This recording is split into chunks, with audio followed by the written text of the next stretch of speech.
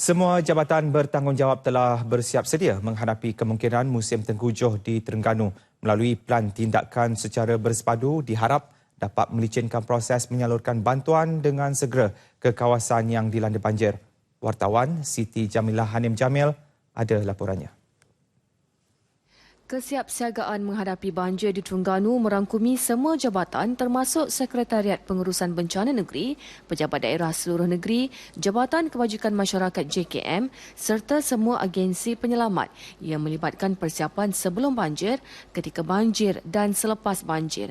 Bagi JKM yang bertanggungjawab menguruskan keperluan penduduk terjejas ketika berada di pusat pemindahan, mereka telah bersiap sedia sepenuhnya menghadapi musim tengkujuh tahun ini. Pengarah JKM Terengganu Zuhami Omar berkata, pihaknya kini sedang dalam proses menghantar segala barangan keperluan banjir ke semua daerah termasuk 135 pangkalan hadapan.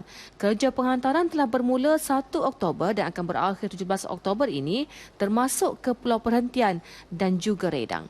Di Terengganu terdapat satu depo besar iaitu di Pulau Kerenggemarang yang turut membekalkan bekalan untuk negeri Pantai Timur di samping 16 lagi depo mini di seluruh negeri. 46 pembekal juga bersedia menyediakan segala keperluan tambahan kepada JKM bila-bila masa. 14 daripadanya berskala besar dan 32 berskala kecil. 531 pusat pemindahan telah dikenal pasti dan bersiap sedia bila-bila masa sahaja apabila banjir melanda yang boleh memuatkan 131,910 penduduk terjejas. Daripada jumlah itu, 22 pusat pemindahan merupakan pusat berskala besar dan mampu menempatkan 44,000 penduduk pada satu masa. Dan untuk tahun 2017 ini saja sebanyak 240,000 pertukan persetujuan telah kita belanjakan untuk pembelian barang-barang, manakala sebanyak 800,000 lebih peruntukan negeri kita gunakan untuk pembelian barang-barang. Dan insya-Allah sekiranya keadaan bencana tahun itu, saya rasa dari segi peruntukan tidak ada masalah dan segi pembekalan barang-barang tidak ada masalah. Insya-Allah kita dapat selesaikannya. 557 kaki tangan JKM termasuk 10 kaunselor serta 364 sukarelawan akan turut memberi bantuan kepada penduduk terjejas.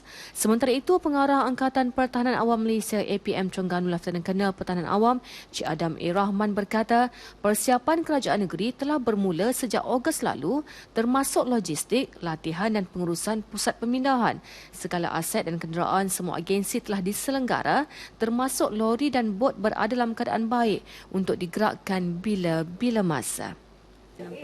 Kalau kita ikutkan pemantauan berterusan, sebab sekarang ni kemungkinan besar akan masuk kita panggil monsun, intermonsun, monsun peralihan. Di antara 1 ke 2 minggu lagi kita dapat pengesahan daripada Met Malaysia dan persediaan interagensi menghadapi persiapan intermonsun dan juga monsun timur laut ni.